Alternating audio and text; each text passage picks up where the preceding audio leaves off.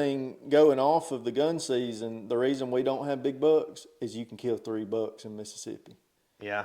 3 bucks. Well, see, I agree, but I Blame wouldn't this want it to guy. go. He's killing 3 bucks every year. I ain't. No, last year I killed 1. This year I killed 2. But He's yeah. why we don't got big bucks up here. Let me tell you, if I should have killed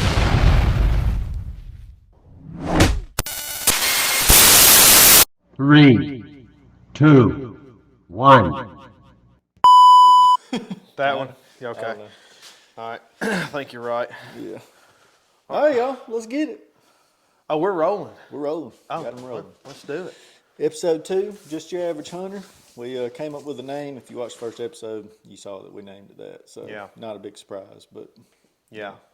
Yeah, well, and I will have to say, I did tell Caleb that we need to change the decal on the picture, the graphic. The logo. Because, the logo. Yeah, I can't even think right now, but the logo, because our name is Just Your Average Hunter, yeah. holding a 140. Hey, some average hunters shoot 140, some shoot 180. Just your average hunter for the state of Ohio. Yeah. You know, not from Mississippi. No. Hey, it could be the average hunter, if you live in the Delta. That'd be nice. Hey, that could be the average hunter and I want to talk about that here in a little while. If we had, talking about growing bigger deer, what it would take. But it could be the average, but I think we'd have to have about 5 to 10 years to do something. Anyway. We're going to get in some good Yeah. stuff. Good stuff. Yeah. So, but yeah, week been good. Week? Yeah, it's been pretty good. Today I went out with a couple of buddies and hit the round of golf, and I shot over 100. Good Lord. Cats in here, oh Lord. Man, he's tearing that deer up right now. Got an Maybe old deer target. Maybe I should take her hunting with me. She kills mice and birds. Dude, Trey and Lori Beth, son, they've had cats at their house for like 6 years, and they've got some killers. Trey's had little mice come up where the whole thing would be gone except the head, and the cat would just leave it on the front step. That's what she does. She does the same stuff. It's crazy. Yep. Yep. But yeah, no, it's been pretty good this week. Pretty laid back. I've had some things going on with some different podcasts that we're trying to do. But what about y'all? It's been pretty good. We went unfrost seeded up in Tennessee, so that was fun. Oh yeah. Pulled all the cameras, so got a little inventory of the end of the year. It's kind of a lull right now. I know. So it's February the 9th. 9th right now. This will air on the 14th, Valentine's Day. So happy Valentine's Day to everybody Yeah, happy watching. Valentine's Day. So anyways, this is, I guess, besides Alabama. Alabama's probably the only state still in deer season. And Mississippi in the eastern region. Well, they go to about February 15th. 15th. Same thing as Alabama. Yeah, so that's probably the only 2 left, I think. Yep. Now, around here it is, yeah. And then we have depression, which is what we're going through. That's pretty good. I ain't never heard that, depression. That's what the juries, that's their coin term, depression. All right, well. But anyways, Yeah. the month between, which I ain't really turkey hunting much, but we'll get into it this year. Oh, dude, I can't freaking wait. But there's like a month where everybody is there's nothing to do. I mean, it's a rebuilding your marriage month. Yeah. That's why it's Valentine's Day, and that was well planned out. I think Teddy Roosevelt came up with Valentine's Day just because he's like, all right, they've been hunting all winter long. We need at least a month before these birds start gobbling. If they can restructure their marriage and rebuild their marriage. Yeah, so that's what we use it for. Yeah, that's right. That's right, because we have been gone too much. Oh, man. If you're the average hunter, which is kind of a play on us average hunters are really obsessed with hunting. Like you're average. We're all average dudes, but we're not really average hunters in the fact that we want to go like every day. Yeah. Well, it's like you're talking about your average guy. Your average guy doesn't grow up with, 1,000 acres of family land to hunt on. Nope. And it's not that I'm like hounding on people like that or saying that's bad. I hope that my son one day gets to experience that. But it's almost like the guys that grow up with it, like just the great deer hunting, the great turkey hunting, the great duck hunting land. Yeah. pretty much grow up in wealthy families and stuff. They couldn't care less about it. Most time that's the way it is. It's like, oh yeah, we got 140s, 150s, big old deer, big bunch of turkeys, but it's whatever. And it's like, us, it's we're like, can we go? It's the challenge of it. Yeah. I feel like the challenge makes you like just addicted to it. Oh yeah. It's just the challenge. Like, yeah. It's like us talking about the buck I killed this year that I love and everything, but it's like the challenge of it. You almost don't want to kill him. Like when you kill him, it's like bittersweet almost because you're like, you want to be chasing him all the time. Yeah, no, I've never felt that before. I've never, look, when you said that earlier, like you were like, oh, I hate that I killed the imposter so early. It's just, the chase was gone. Like the whole time I was just like Mr. Krabs in the background with the miniature violin. All right, just playing that. Like, are you kidding? Like, dude, I wish that October 2nd, 1st, 2nd, and 3rd, I killed all 3 of my big bucks in the state of Mississippi. You'd be sad. I'm telling you, you'd be sad. You'd be sad. You wouldn't be able to. It would take a few years for me to get used to that, though. I mean, because I'm right the opposite. I did not start killing like bucks until they were on my own place, but it was in January. Yeah, I know. And it's like I had hunted 5-6 days a week, and I had messed shots up all on public. I wouldn't want that either, though. Yeah, and that was physically, it was hurting. I feel like the dream season would be like you kill one on like opening day, October 1st, you get one, and then you got to like grind it out for about a month and a half to like mid-November, get another one, and then you have to grind it again for about a month and a half, get one in January. Every month and a half. Every 4 to 6 weeks, you're laying one down. You just plan it out like that, that'd be good.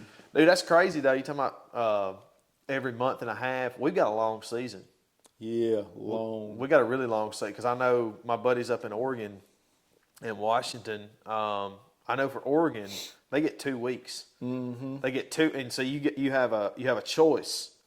There's 3 lotteries, 3 draws you put in. As a resident, you either put in for the draw of archery for 2 weeks, muzzleloader, or gun. They're all 3 2-week seasons, but it's not like if you draw an archery tag.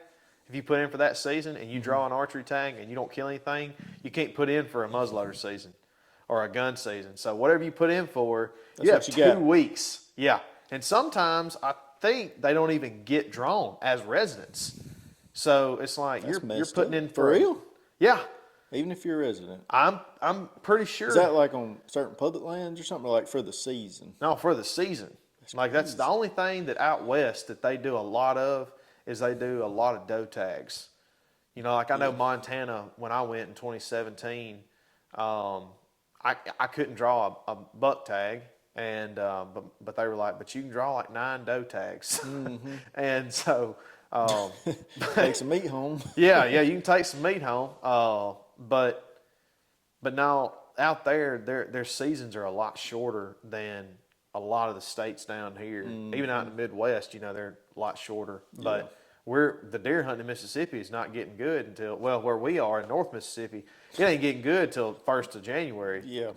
So that's at our place out there. I mean, it was weird this year. I think we had too many does. It was weird because the bucks didn't. There was maybe 2 or 3 days we got some chasing. Mm-hmm. Other than that, it was like nothing. I think we had so many does, they were just picking them off at night. I don't know. Yeah. Even on camera, it's weird. I was just waiting for it. I was like, dang, maybe it's gonna be January 25th before they start chasing. But I don't know. There was like a December 28th through like January 10th. Yeah. That's probably when it happened for the most part. Yeah. Well, I think around here, man, like not far from here in 2021. Mm-hmm. I say not far. It's like an hour and a half from here, but in the state of Mississippi, November 21, I shot a deer, didn't find it, and I've really had some bad luck with some stuff since I've been out of the Marines. Come out and don't know how to shoot nothing. But I shot a deer, and that morning, about 6:30, 7 o'clock, I shot that 8-point at like 9, but at about 6:30, 7 o'clock, I had a deer. I mean, he was a nice 10-point. and he was dogging a doe. What day was this? November 21. This was before Thanksgiving in the state of Mississippi, and They he got was them grunting. outliers, I feel he like. was grunting his head off, and we were seeing bucks all morning, chasing and running. And when I shot that deer, and we went to go look for him, we were looking for him in like a slew of. It wasn't really a slew. It was just a bunch of cattails, a bunch of big sage-grass cattail, CRP style stuff. And dude, the whole thing, it was like a 10-acre patch of it. The whole thing smelled like ammonia, just straight deer pee, where they were rutting so hard in there. And my buddy, he was from South Mississippi, where the season's still on right now. Yeah. He was with me, and he was saying the same thing. He was like, "It's early up here." Yeah, and I was like, dude, I've never right. seen this happen. Yeah, this ain't right. You know, because in some places, even in like the Delta, the rut a lot of times will hit, First week of December. First week, middle of December, and in a lot of places. But when we were down there November 21st and seeing that and seeing all those bucks, I was like, maybe they're rutting earlier this year. I don't know. Dude, what's crazy is we're an hour and 20 minutes, give or take 5-10 minutes, from our place in Tennessee. And that rut there is always November, like, let's say 10th through the 30th is like pre-rut to end of rut, kind of when they're almost done. You have a little bit in December. But we're an hour and 20 minutes from there. But here it's not till January. That's insane. Like, why? Like, that's crazy. I have no idea, man. Even like we hunted in Ashland, which is like basically one of the top counties in Mississippi as far as being north. Yeah. And there it was always like first week of December. But like 40 minutes this way, it's freaking 4 weeks later. That makes no sense. That's To crazy. the average guy, it doesn't. But I've always heard that the reason why when they have their babies is when they'll survive. So that's why up north it's a real like in Wisconsin, Indiana, like up there, they have a real short. It's always like October 28th through like November 10th, because if they have their babies too late, they'll die in the winter because they don't get enough body fat on them.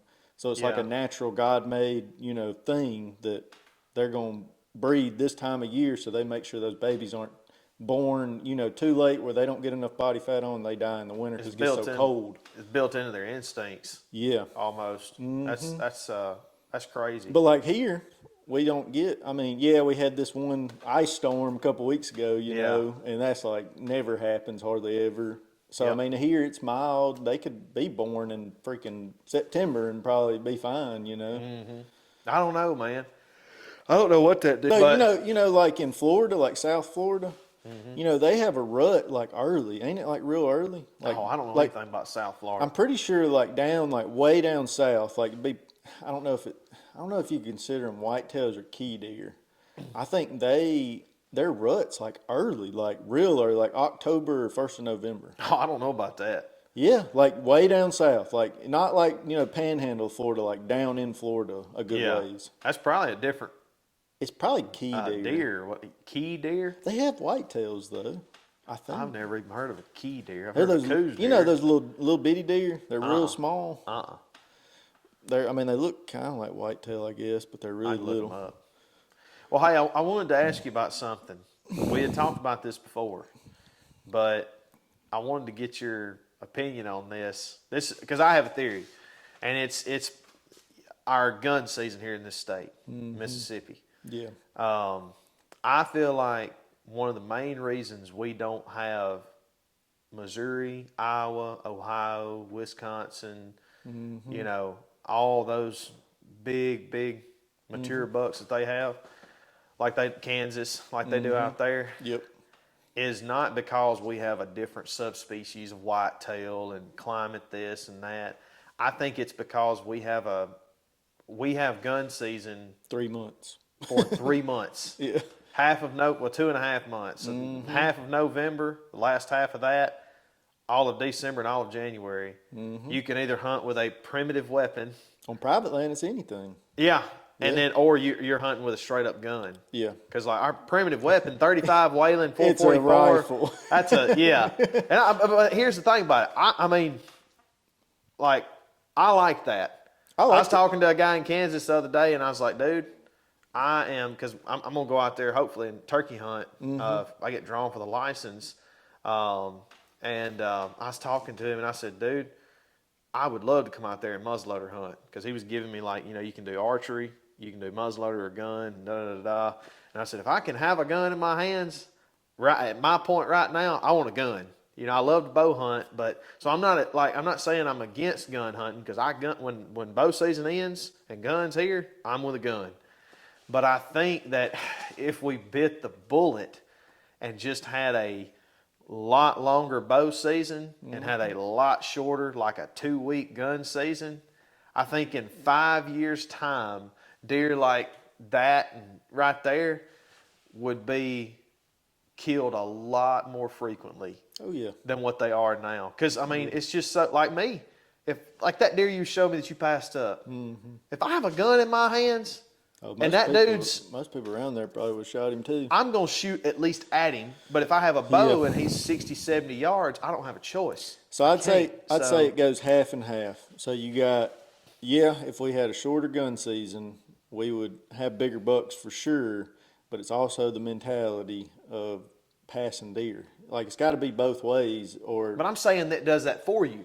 No, I know it does, but like, I don't know, because like, I mean, in Tennessee, our gun season in the CWD states or whatever, they've made it October the 28th through January 31st.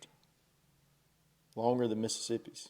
Good, 9/11. It pisses me off kind of a little bit, because I'm like, hey, gum. I'm not. To me personally, I'm not even gonna hunt with a gun until it's like when it's supposed to be. Because all the other counties in Tennessee, it's November the 18th or what. It's the same as Mississippi, the week before Thanksgiving, Saturday. Yeah. It is in all those except the CWD counties. It's October 28th through January 1st. But I don't know. Yeah, I think it would definitely change things, because it's a lot harder to kill a buck like this or that with a gun, with a bow. And it's hard to kill a 4-point. Yeah, it's hard to kill a doe with a bow. That's what I'm saying. Like, you're going to have people missing a lot more, and you're going to have people that, like, that 3-year-old or that 2-year-old, like that deer. Oh, I hadn't released that yet. Maybe by the time this is out, it'll be released. But Cuz filmed me deer hunting, and you've been editing it. Well, his daughter actually did it for me. Okay. She did the whole thing for me as a gift, and it's just Sweet. the sweetest thing I'm ready ever. to see that. Yeah, I should be edited or finished and put out in the next couple of days. But the first deer that we saw was a 2.5-year-old 7-point, and like right when it came out, I grabbed my gun and I was like, what are we looking for, Mr. Cuz? Like, I was like, there's a buck. And he looked at it and he's like, let me see. And he's looking and everything. And I'm like, because he's not telling me, all right, get your gun up and kill it. Yeah. Like, because he told me there was one deer on there that he's saving for his grandsons. And he's like, if this deer comes out, can't shoot it. But anything else, we're good to go. And I'm like, that's clearly not that buck. It's not that big. But it was still one of those, it's like, my heart was pounding. I was like, oh. And he came out broadside at 80 yards. And I'm like, so what are we looking for, Mr. Cuz? He's like, yeah, I think that was a little young. I told him after I got to looking at it. I told him after I got to looking at it, I was like, man, I'm glad you didn't let me shoot that thing, because he was in the body especially. Real small. But see, if we couldn't have had a gun and I had a bow in my hand, I wouldn't even. It's like, well, he's not close enough for me to shoot. Well, I mean, everywhere where there's big bucks is Indiana, Illinois, Iowa, Ohio. They all have, like, most of them only have like a, I don't know, 2-3 weeks at the most gun season. Yeah, and some of them don't even have like a regular, like 308 style gun season. It's like a muzzleloader or a, like Illinois, it was shotgun for a long time. Yeah, shotgun. Now you can use a center fire rifle, whatever. I don't know what that is, but I guess like kind of like a 45 Whalen or a 35 Whalen. 444. Yeah, 35 Whalen. Yep. I guess it'd be something like that. Yeah, I don't know. We would definitely have bigger bucks. Yeah. Because I mean, we have big bucks in Mississippi. It's what people are like, he ain't gonna grow no big. Like, there's big bucks in Mississippi. People kill them. Like, every year. All right. Well, here's It's going to be better in the Delta, but Yeah. even North Mississippi, I've seen some bucks killed around Tupelo, Corinth, like up this way that have they're big deer, like 150, 160-inch deer. Yeah. Well, I think here's another theory I have. See, when Duck Dynasty come out, I can't remember what year it was, but I want to say I was in like 11th. I want to say we were in 11th grade when Duck Dynasty come out. Yeah, about 10th or 11th, yeah. So you've got, we're 28, nearly 29 years old. We, all of our generation of friends and peers and you know, people our age and younger grew up in that Duck Dynasty age and everything, and I think people quit, like young people quit deer hunting, and they just all focused on duck hunting. Like duck hunting's a new thing. I think that's what it was, because I've seen on public, you know, I mean, I've seen bigger deer, and people are killing bigger deer, and I think it's just because, well, I don't think it's just because, but I think a lot of it is because it's less pressured, because everybody, a lot of the younger folks are always duck hunting. There is a lot of young folks that just love to duck hunt. Like our neighbors up there in Tennessee, the ones that they both killed. Well, one of them was a 4-year-old. The other one, he might have been a 4-year-old. So whatever, you know, they were good deer. The kid that shot, he was 16. So, and it was a good deer for 16. Wow. I mean, it was a good deer. I couldn't fault him at all. But I think last year they didn't hunt at all. Like on their place by us, they just duck hunted because they were into duck hunting. They went and hunted some this year, but I don't think they hunted a lot last year because they were just like duck hunting all the time. Yeah, I'm telling you, dude, when Duck Dynasty come out and they got so big, and I think it exploded duck hunting around here, and it took a lot of the pressure. Like the people that continued hunting was like, you know, 30 and up, 35 and up, and because I've run into a lot of older guys in the woods. Going back to like the gun season thing. Yeah. Missouri don't have deer like Illinois, Iowa, Kansas, Indiana, Ohio. But they do close to the Iowa line because, you know, I lived in St. Louis and I hunt around St. Louis a lot, and it's like, I mean, it's about like the deer here, I would say, for the most part. On the public land, you had to get like, you know, a solid maybe 2 hours above like the middle of the state, an hour, 2 hours to get to those like Iowa giant looking deer, big frames, big bucks. But the reason I feel like Missouri's like us, they don't have a long gun season, but the gun season is in the middle of the rut. The gun season starts the second Saturday in November, and it's right when the rut kicks off, and their gun season's for 2 weeks in the smack dab middle of the rut, and they just kill bucks, you know, like they just whack them. Yeah, that kind of is counterproductive there. Yeah, because like in Iowa, their gun season is the like first week in December, maybe second week in December. So rut's over. Yeah, you can still kill a buck, but like it ain't like they ain't just running around everywhere in front of you, you know. Yeah. And Indiana's the same way. It's probably a week after kind of like the peak of the rut, so it's almost over. So you can still kill some good bucks there, but that's why I feel like Missouri, and it has so many hunters, their tag prices are low. And it's weird, though, because you got Kansas, Iowa, Illinois, and you got Missouri right here. And it should have, like, the same big bucks that these other 3 states have, and they don't. You'd think, yeah. They should. It's like Mississippi. We should. Yeah, you say that. I know you've hunted Missouri. I've never hunted it, but you say that. But, man, we see so many pictures of huge deer killed in Missouri. There's big bucks that get killed there, but it's not. I just feel like it's not like Illinois, Iowa, and Kansas, where you're probably going to see a really big buck. You have to be in the perfect spot in Missouri. Like I said, you got to be at least 2 hours north of the Columbia, which is the capital, right in the middle. Not Columbia's not the capital, but right in the middle of the state. Okay, yeah. Jefferson City, I guess, is the capital. But you got to be 2 hours above that midline up to get into that, like, Iowa, Illinois, Kansas type deer. All right. Well, before we go any further, is Jefferson City the capital of Missouri? Mm-hmm. Jefferson City. You're 100%? Jeff City, yeah. Is Jefferson City the capital of Missouri? Oh, doggone. What? No, you're right. I had a brain fart. You think St. Louis was? I was thinking Kansas City was. That's not good.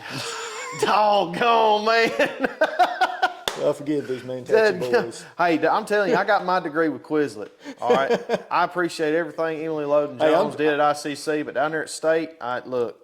After like my last semester, I'm just gonna tell you. I'm gonna tell you, if it was a long project, I was fisting to hit it hard on the Quizlet. That's probably my worst subject in anything is geography. Like, why do I need to know where it is? I don't care. Well, you don't have to because we got the phones books. now. Unless they have big books. That's I right. know where it is. That's right. But no, yeah, it's weird. And another thing, going off of the gun season, the reason we don't have big bucks is you can kill 3 bucks in Mississippi. Yeah.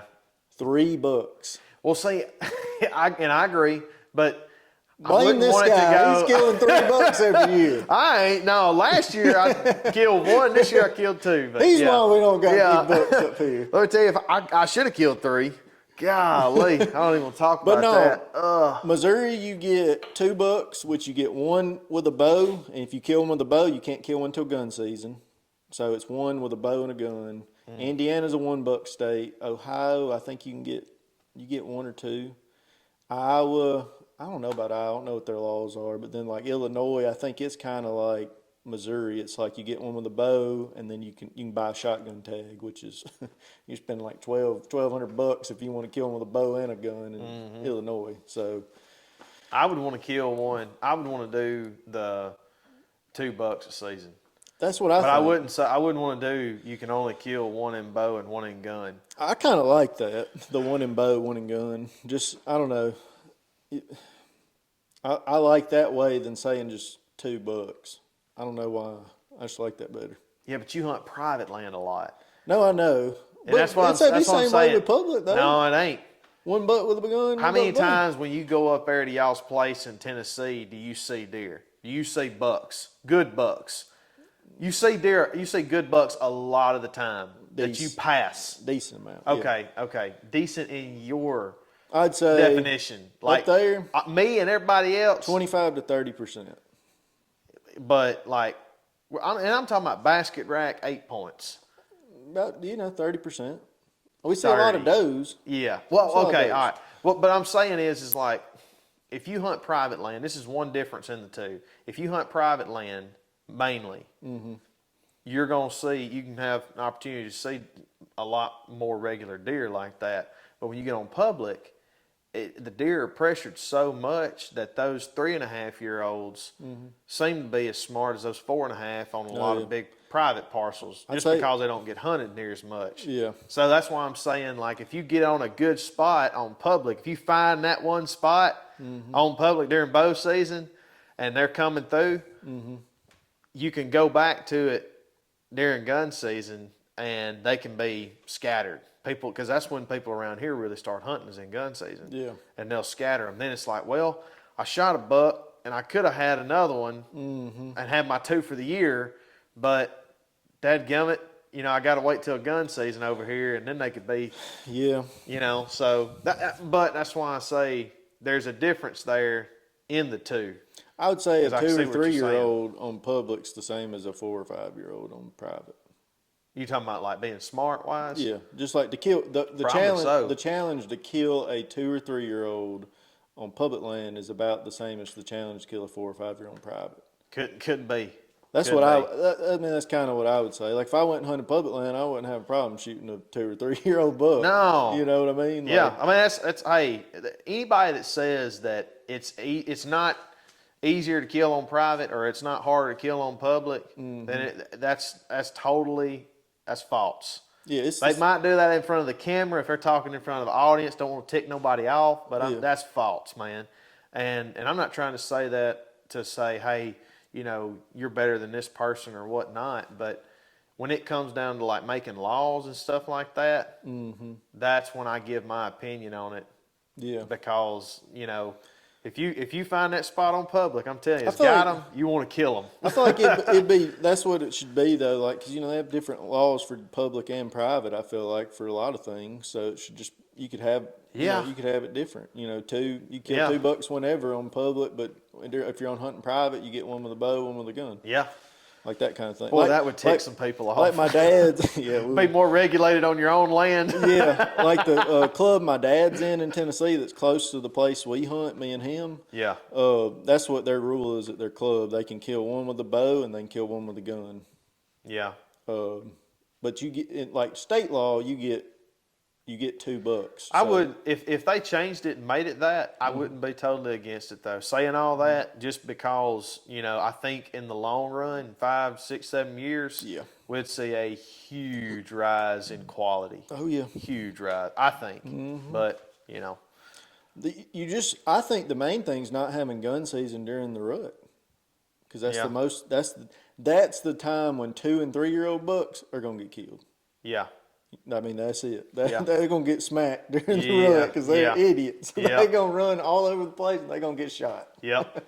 Yep. So, I mean, that's the main thing is not, I think, more so than how long the gun season is, whatever, not having the gun season during the rut is like the main factor, I feel like. The longer we talk about this, the more I'm not liking it. I hope they don't change it.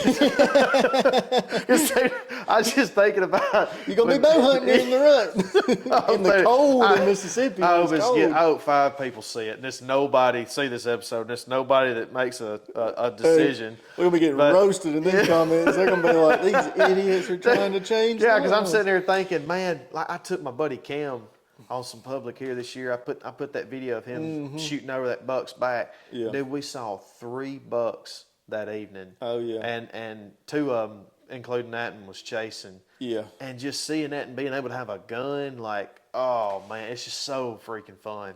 Oh yeah. So it's like I know that the quality would be better, but it's like, dude, would I want to give up the gun season during the rut?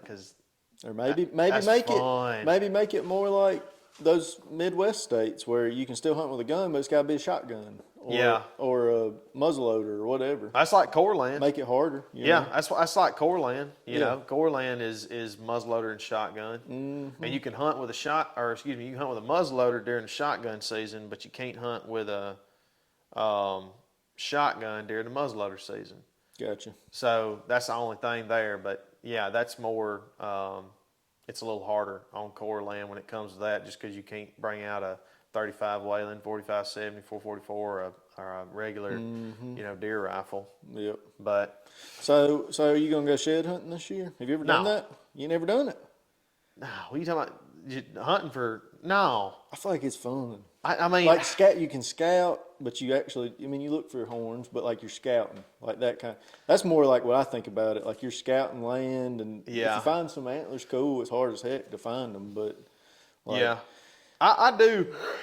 I come up on. I pick up some sheds every now and then. I've never found a big one, real good one. No, it's crazy, man. How they just like. I think squirrels eat a lot of them, or they eat them down. But like, it is just crazy how you can't find them. I know it. People say though, if you like get into shed hunting, you do it every year. It's like you get an eye for it. Like I don't know, it's weird. Like people that shed hunt a lot, you'd think you'd have an eye for it, just being a. It's weird everyday though, deer hunter. Like I hunted them up there in Tennessee last year. I went probably like March, right 1st of March. Some of them might not have dropped. It's like Mississippi; they could still had them. They probably had their horns here till April or May. Hey, April, I'll never forget. Me and Ty were leaving a place down in Starkville, and we were going up the road in the Octok community. This was like April the 15th, because we had just got done turkey hunting. We were turkey hunting in April, middle of April, and an 8-point comes across the road chasing a doe, jumps a fence, and goes over the hills. He had a rat? An 8-point. He was chasing a doe? He was chasing a doe in April.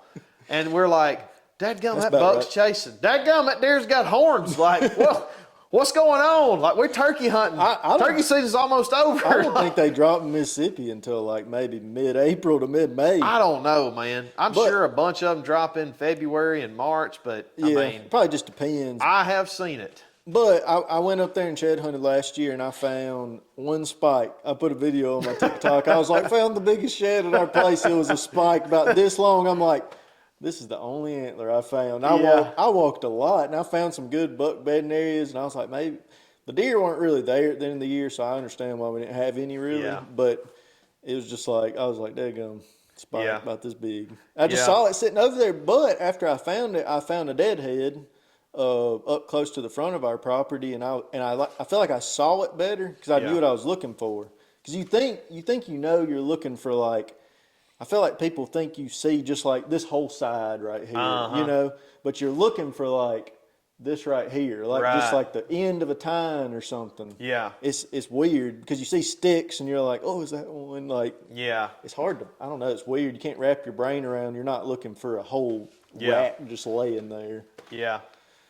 Yeah, that I found them in turkey season before, and I really, this is sad to say, but I don't scout a ton before turkey season like you're supposed to. So, which I think around here, if you're gonna find a lot of sheds, you probably need to be in the woods now, and be scouting for turkeys and all that kind of stuff, and you run up on them.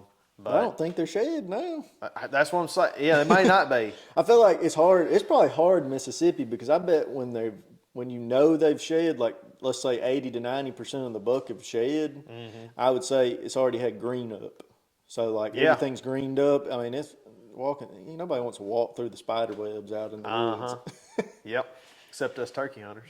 Yeah, that's crazy. But then I'm telling you, I'm gonna change your life this year, son. I'm excited. I'm ready to go try to kill one. It's gonna be We're fun. gonna try it. We're gonna do it. Hey, and I've got some spots this year that I know some birds are gonna be at. I just want to come film you kill one. Well, I'll let you. I want to film 100%. Yeah, shoot, yeah. I like I said, I've got 4 or 5 spots that I know the birds are going to be on, but who knows, man? Like 2 years ago, I heard a bird. So it was 2022 season. I'm not kidding. April the 7th at 1:30 p.m. 2022, I heard one bird gobble, and that was the only bird I heard in the entire 2022 season. The only bird. And then last year, I killed one bird here, but I heard birds 90% of the time I went. So I was around birds and hearing them 90% of the time. Yeah. So it's like this year could be one of those years to where it's like, all right, well, I know birds are in this area, but they ain't talking. And that is the worst because it's literally just deer season again. Because then if you're going to sit there and hunt, you've got to just sit on the base of a tree and hope they come by. just call them a little bit and hit the slate and like, all right, well, I'm going to sit here for a couple hours and I'll move up 500, 600, 700, 800 yards and call for a couple hours, and it's just literally you're deer hunting. And man, I'll do it. I've done it, but there's nothing like getting up, whether it's early in the morning, middle of the day, whatever, and getting out there and chasing one that's gobbling. That was a crazy law that when I tried to hunt in Missouri, you can't hunt past 2 p.m. Yeah. I told Where you else that, was remember? it? Is it Illinois or I don't know. somewhere, Oklahoma, somewhere else? Maybe Me and my Uncle Kansas? Sean was talking about it. He was saying, I think it's Kansas, maybe. I can't remember. There's another one of those states out there that I think you can't turkey hunt past 1 p.m. Mm-hmm. And I didn't even know that the first time I went. I think we stayed all day. We didn't say anything, but I think we stayed all day. And then we found out later, we were like, dang, we can't even hunt past like 1 o'clock or something. We were out there, We didn't know anything. breaking the law, breaking the law. We didn't know. We were just out there because I was like, that's a weird rule. Like, you can't go past 1 p.m. Yeah. Well, and see, that's my favorite time to hunt. Yeah, because you can catch them going back to their roost. Nope. Well, let me take that back. It's my favorite time to hunt around here after that first week of April. Mm-hmm. That first week of April. It gets warmer. Well, what happens is around here, around the first week of April, those hens start laying on their nest. They lay their eggs. They've laid their eggs and they start laying on them. So about 9 o'clock, 9 o'clock, the hens will fly back wherever or walk back, go back to their nest, and they'll lay on their nest. Yeah. And so then you got gobblers walking around just like rutting bucks looking for a doe. Mm-hmm. You got gobblers walking around looking for a hen. See, and that's the problem in turkey hunting is one of the hardest things is having a gobbler that's henned up. Mm-hmm. If he's around a bunch of hens. Bucks and does being locked up. It's the worst time to be in the woods. Yeah. You see a bunch of phones. Yeah, it's like, so you got that gobbler that gets on all those hens and everything, and it's so hard to call him off. Mm-hmm. And so you've got to, you got to get between him and the hens, right at fly down. You got to get lucky and, get them to all walk by you. You got to tick the lead hen off to where she'll come to you and drag them off. Mm-hmm. But see that after that first week of April and those hens start laying on that nest, those gobblers are out there walking around middle of the day. Mm-hmm. So it's kind of the saying, Out there messing up. like, well, around that time of the season, if you hear one gobble, like if you call and you hear one gobble back at you, middle of the day, it's a dead bird. Coming. He's coming.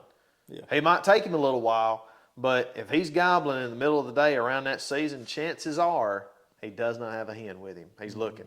Yeah. So you've got a lot better chance of killing him. So that's the only time in turkey hunting that they're looking.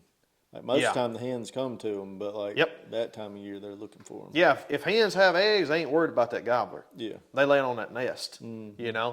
So they don't do like bass or anything where they help protect the eggs or anything? Gobblers? Yeah. I don't know. Not to my knowledge. What about that? No, not to my knowledge. I've never run a gobbler out of a nest. Yeah. It's always been a hen. Oh yeah. But yeah, man, I'm ready for it. Yep. We pretty much have just, I guess this time of year I just like either shed hunting or like the frost seeding we did with the clover. Trying to get that out this time of year. Yeah. I look at it this time of year to do some turkey scouting when I can, but also I use turkey hunting to scout for deer. Yeah. Biggest buck I ever killed was with my bow in 2020. And that March, the only reason that I ended up finding that spot was it was a road that I'd never hunted on before. I said, I'm going to go try this road. And I looked and never saw a thicket and everything. And so I'm like, I'm going to go around that thicket and call around that thicket. Mm-hmm. And so I'm out there and I'm probably a couple hundred yards off the road. And I'm with a buddy of mine. And me and Taylor are standing there and I call and one pops off. And we waited and he finally moved on, never came to us. But I told myself, I said, I want to walk back there on the edge of that thicket and see what it looks like.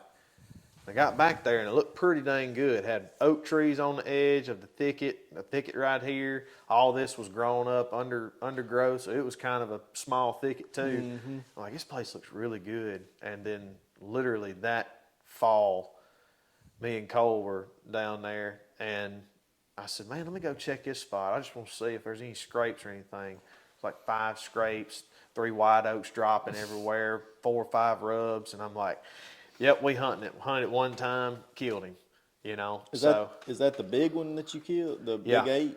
Yeah. That you had your profile picture for a while? Yes. Yeah, that one. Yeah. And see, Trey killed, my brother, he killed the buck that he killed this year was because of turkey hunting last year.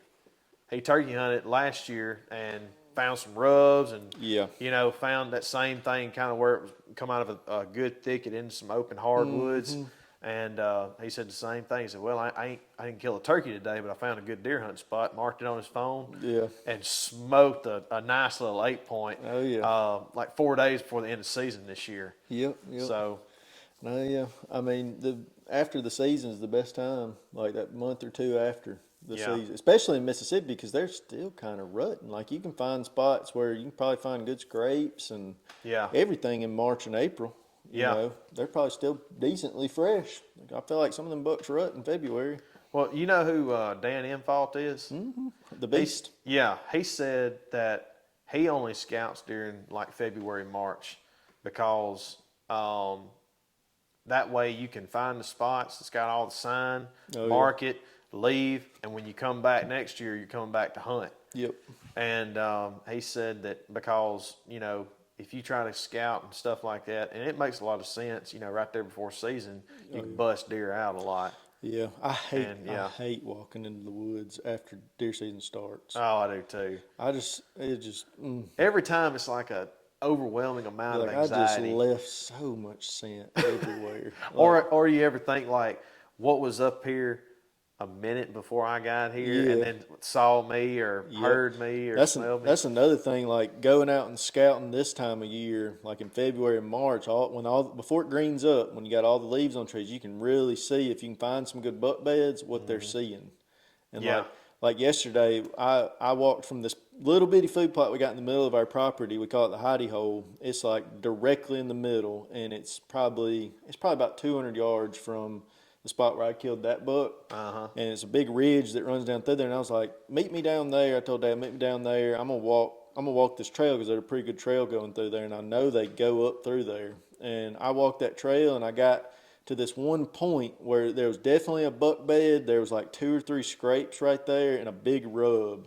And it was on this little point. And I looked down there, and you could see the whole food plot, everything. Like, he was just sitting there. He could just sit there and just watch everything. If the leaves are off, you just see it all. It's crazy where they pick their spots are just like, you can really see it this time of year. Like, dang, no wonder he was on camera. Every time I wasn't here and then I came and hunted, and he didn't show up. So could you access where he was from a different route or and hunt where he was? Not that spot. He really? Was, like that was a jam up spot. Like, I would imagine a buck's gonna be bedded there next year, but it's fine until you get to end of November, December. There, when all the leaves fall off. Yeah, because like when the leaves are there, he can't see that spot. But he's probably not sitting there then.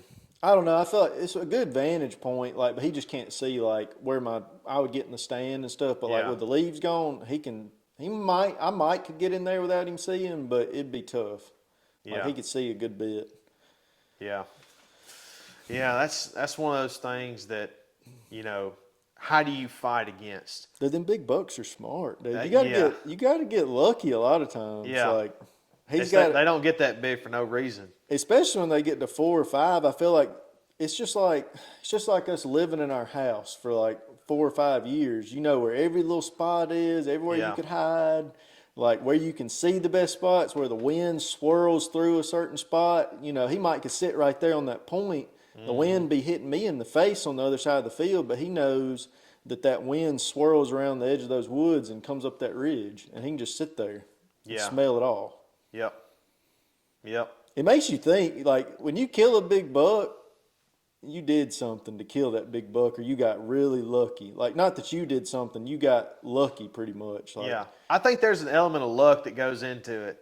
Like, I'm not trying to take away from your skill, my skill, anybody's. You got to get lucky. Yeah, because how many times you sitting in the woods and the weatherman said it's going to be a southwest wind at 5 miles an hour, and you get in there and it's northeast at 8. Yeah. It's like, oh man, it's like that's the worst wind I can have on this property. You know what I mean? I think that's probably one of the skills a lot of people don't have, and I definitely don't have it, is like they think they're setting up in the right spot, but the way the thermals, like people that understand thermals and like how the wind flows through certain places and stuff, I feel like those people kill big bucks because they just know, like, well, I can't sit here because that buck's bedded probably up there somewhere. Yeah, the wind's hitting me here, but I know it's probably swirling and doing something where he can smell me or something. And the first time that someone described thermals to me was the guy who tracked that big buck that I killed. Mm-hmm. Austin Prysock out of Starkville, Mississippi, or wherever close to it is down there. But anyway, he told me, he said that if you hunt in a bottom, like you're up on a little ridge or something like that, he said if you'll take that milkweed or something and you'll drop it and you'll watch it, you'll see when it gets down there. And he may not have been talking about thermals, but he may have been talking about that's thermals. He was talking about how when it gets down there into that bottom, if it's supposed to be a north wind and you're getting hit with a north wind up here, when that milkweed gets down to that bottom and goes down that slope, when it gets down there, it'll come from the south. The wind, it'll hit a ground wind or something like that, and it'll be the opposite. Probably just the way the and he wind said that's the blows way. off I think that's about thermals or something. He's like, that's your scent going down that hill. You're thinking, all right, I'm good because I'm getting a north wind in my face. But when your scent goes down into that bottom, it's actually shooting a wind from the south and pushing your scent north. Oh yeah. And he said, so that's why he hunts in a lot of his spots. The average person might look at it and say, well, that thickets to the south of me right here, or, I don't need a south wind, and that may be what he's hunting. And that dude has killed some freaking monsters. Yeah. Hope you don't care for me calling you out like that, Austin. But yeah, I mean, he's killed some deer. It was just like I was saying about the trees. Like I was watching John Eberhart. I'm sure you've heard of him. Oh yeah. He's pretty good with the wind and thermals and stuff. And he was talking about like the trees, like just how much you don't realize how much that stuff like basically guides the wind a lot of times. Like if you're in a spot where the trees go this way, but the wind's hitting here, it might bounce off those leaves and just kind of roll around those trees and go that way. Lord, I've never even heard of that. Yeah, and I know it's true. It doesn't sound dumb. I know it's true from experience because that spot I was just telling you about where that buck could see that spot, that food plot, it's like a bowl kind of, like the food plot's kind of a circle. And I've had a ton of times when I'd be sitting there and the wind be hitting me directly in the face and does come out in that food plot and they'd be fine for like the first 5 minutes and all of a sudden one of them throw their head up and hit that stomping a little bit, and I'm like, the wind's hit me in the face, but it's literally because those that and going back to them. Those trees just swirl it around, and all it takes is just a one whiff. That's crazy. I've never thought of that before. It makes a lot of sense though. Just think about. He said it happens more when like there's foliage on the trees. Like when there's leaves on the trees, because the leaves block it. When there's not many leaves on the trees, you don't got to worry about it as much. But when there's tons of leaves, I mean, it's a blocked barrier pretty much. Yeah. Sure enough, I didn't even think about that. Golly. Yeah. Well, hey, it wouldn't have mattered to win. This year for me, it was rough. I mean, the wind was in my favor. I just screwed the pooch on 3 different occasions. Oh my gosh, yeah. So bad. I mean, it was the same way with me. I mean, besides me killing the buck, the rest of the season, it was pretty, I had a lot of I don't care. Little fails. That's no. You killed a 137.5-inch dadgum monster. Yeah. All right, I don't care if you killed him in July. All right, that son of I could have ended my season right there. That dude, he ain't in here, is he? No. When he comes in, we'll make a little tribute to him. I'm hoping to get him back in the next 2 or 3 months, hopefully. Yeah. Right there. Oh man. Yeah, he's a freaking showstopper. And by my definition, he's just a big old frame deer. If y'all haven't seen the episode, y'all need to go on Buck Wild Obsession and watch that. The Imposter? Yeah, them hunt for the imposter. Yes, that is a big old deer. And more so, even the deer, that broadhead, that thing's crazy. Dude. If you wanted to advertise for G5 broadheads, G5 mega meats, those things, woo! That was a show. If you got a queasy stomach, don't go watch it. No, it's not bloody. Really, not really, but the shot is. It's bloody. Yeah. It took his heart out, or lungs or whatever. It was pretty devastating. In G5, I hunted with them for 2 seasons before I swapped back to Rage. Mm-hmm. And I killed that 2020 that I killed those all 3 bucks. Yeah. Or three bucks and a doe. I killed 3 deer that season with my bow, 2 bucks and a doe. And with the G5 or the Rage? With the G5. See, that's the problem. And every one of them. You should have switched. Every one of the G5s, every one of those kills, they ran, besides that bigger buck, he ran about 350 yards, but all the other deer, the other 2 deer, they ran 30 yards, 35 yards, and crashed, but no blood. And then I get yes, and then I've shot Rage. Which one were you shooting? Which G5? Montec. Just the fixed blade. Mm-hmm. Yeah. And then I swapped back this. I swapped back this year to G5. Really? The carbon. You been shooting the fixed blades? Yeah. Yeah, well, I had a problem. One of my blades was a little loose on my Rage or whatever. Yeah. And I just decided to head with it. It pisses me off. Everybody kills these deer with these Rages and they have these big blood trails. Every deer I've shot with a Rage, I've hit bad. I don't know what it is, but I know they do damage, but it's like I hit a deer in the top of the shoulder. I dropped her in her tracks, but I hit her in the top of the shoulder. I hit another deer high. I've missed a bunch of deer with Rages. I don't know what it is, but I just have bad luck. with Rage broadheads. I'm like, I wish I could shoot them. They're awesome. But I love them. I don't know what it is. I can't do it. Well, I need to shoot a fixed blade because and this is the reason I had such a bad year this year. Missed 2 and shot 1 bad with a gun. I'll take bad shots. If one of these deer is standing behind a bush, no, you need a fixed. If you're shooting through a bush, you need a fixed. Okay. I will shoot through a bush. You don't need to be doing that. But that's the thing. I'm just saying I will. All right. If one of these deer come back and I'm thinking they're not coming out, all right, I'll be like, I can get through that bush. You can't do that with a mechanical. I'm telling you, man. Probably not. I am not a professional hunter, dude. I'm telling you, I am. The Grim Reapers and the Mega Meats, those are probably the two I've had the most luck with. Now, Trey hunted with the Grim Reapers for a long time. He loved that broadhead. That thing, every deer I shot with it had a pass through. The only reason I didn't shoot it this year is because it's a front deploy where they, like, the blades are like this, and when you hit, they deploy back. Yeah. Whereas, like, a Rage is like this, and when you hit, it's rear deploy. They just shoot out. Yeah. So you don't get a good entry hole with a front deploy, because when it hits, it goes in and then deploys, and then you get a huge, like, exit hole. Yeah. But when we went and hunted Indiana, I was like, I don't want to shoot one of these 230, 40, 50-pound bucks and it, like, not get a pass through, and then we don't get any blood. Like, you know, yeah. I mean, it made a decent entry hole, but it wasn't like that Mega Meat made. That thing was huge. All right, so hold on. So, and we probably need to end it on this one.